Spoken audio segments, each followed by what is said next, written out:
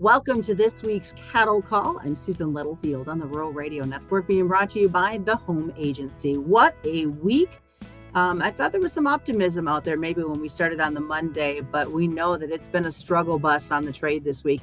We're going to look at the cattle. Are they off the highs? Of course, we know that the macros are in it, but are we in a correction in a bull market? We've got a lot to focus on for this week's trade. As you can see, Brad Kooima is joining us with Kooima Kooima Varilek out of Sioux Center, Iowa. And I want to start with that. A correction in a bull market. What's your thoughts on what's going on this week? I would agree with that. Thanks for having me on, Susan. I enjoy this. I would agree with that statement that I still think that there's certainly evidence that we're still involved in a big bull market. For instance, the heavily traded month, December cattle, where the open interest is, hasn't even gotten back to a 50% retracement of this last big leg up. That's one of the first things that at least I watch for. Some of the steepest of uptrend lines may have been broken, but not the broader ones that go back a ways. From a technical standpoint, it seems to me like the longer term uptrends and the weekly uptrends are still very much intact. And I'm also a fundamentalist by nature. Looking at what is turning into being a very, very slow cycle, but one nonetheless that, let's not forget, the cow herd's the smallest it's been in 60 years. And it doesn't show much signs of rebuild here yet, which is what I mean by a slow cycle. I think that I thought maybe we'll keep you posted here, but obviously I'm watching very carefully what happens across the north, where there's been some rain and there's, grass. Are we going to slow this cow kill down? Finally, I think so. Are we going to save a few heifers? Boy, one would think, but right now, I can't say unequivocally that's going to happen. So we might be looking at tighter supplies going ahead here for maybe as much as the next 2 years. Now, of course, supply is only half of the story, right? So we'll see how long we can sustain this thing. But I still think it's a solid footing on the market. And we just had a $6-7 correction. Here's how it looks to me. Well, you bring up those cows and heifers. And when I see the numbers being posted from some of these sale barns, how do you not send some to market when you see the prices that are going? No, well said. In fact, I talked to a couple of people out of North Dakota today about that very thing. And maybe for different reasons with these two guys, but they both said the same thing. How do I turn down this price I'm going to get paid for a heifer? Take that another step further. Last week was talking to a gentleman that was past retirement age. Us farmers don't know when to quit, but he was in his upper 70s. He says, what I can get for cows here, maybe this is my way out. Maybe I just will retire. And the average age, of course, of the ranchers is high, is old. It's a dynamic that I think is real.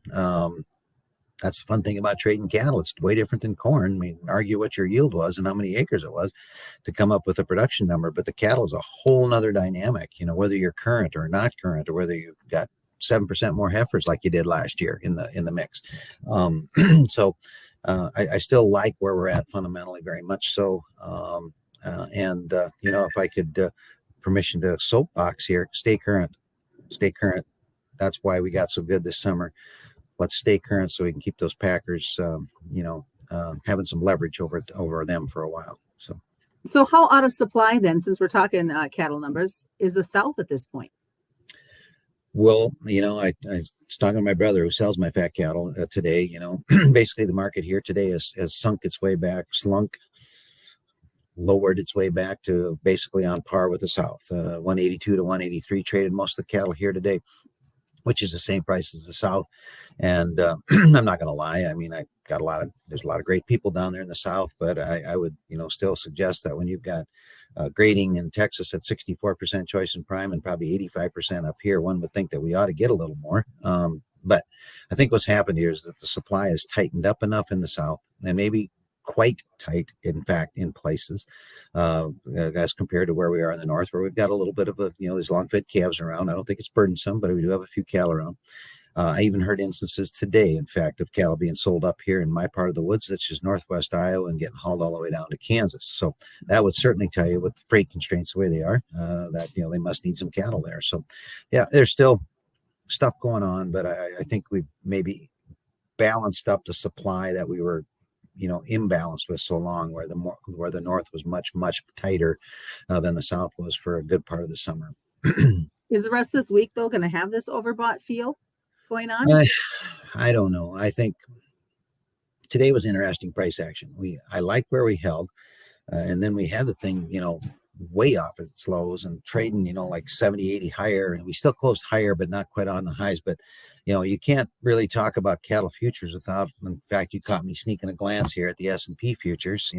The market's break here has been more macro stuff, I believe, than it has been maybe harsh cattle fundamentals. I continue to worry about escalating interest rates, maybe creating a recession, seeing the stock market, you come in Monday with a little hope that, well, they didn't shut the government down. That lasted for about 2 hours, right? The enthusiasm from that.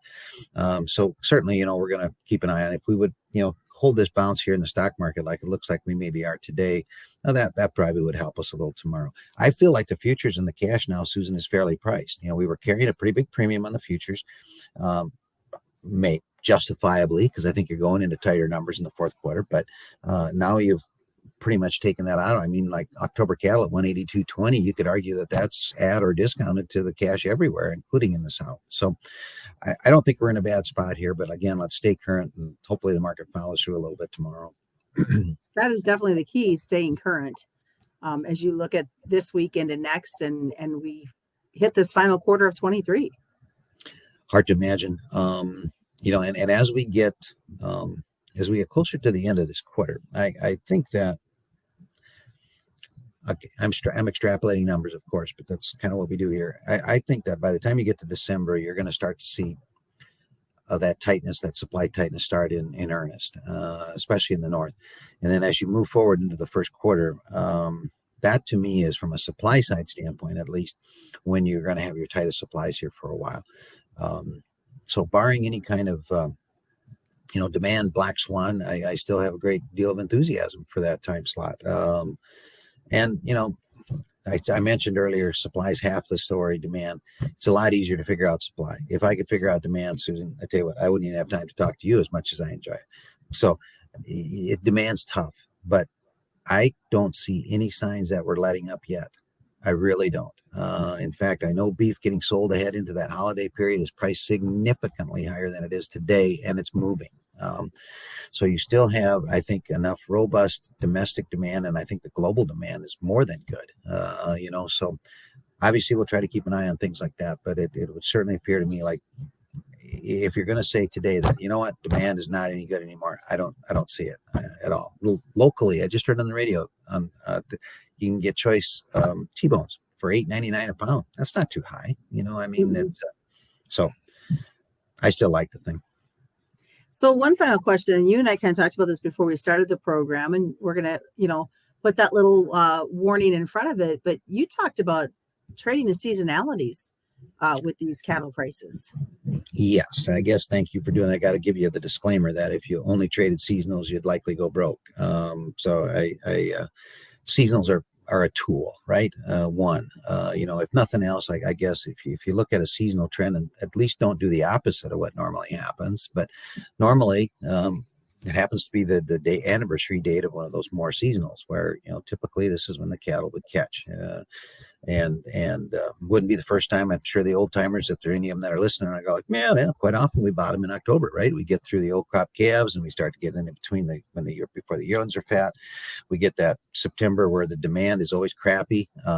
Box beef goes down in September. It just does. And then it starts to go back up again as you start to fuel the rocket for that holiday period at the end of the year.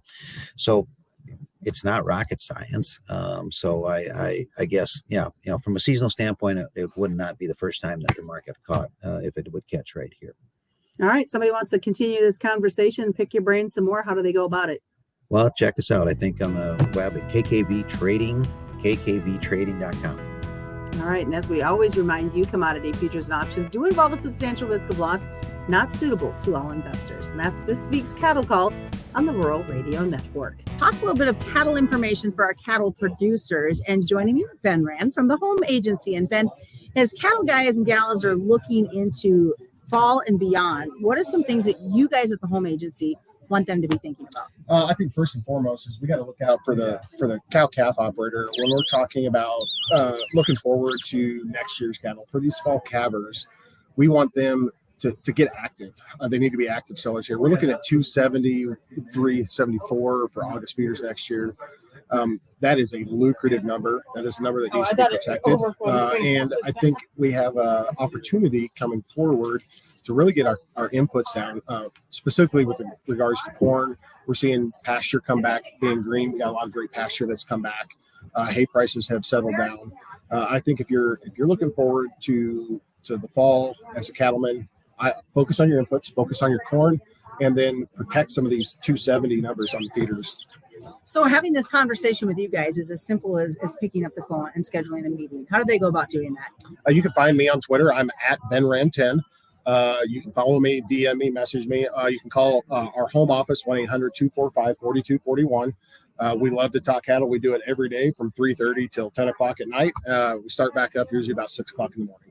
All right. Give that number one more time. 1-800-245-4241.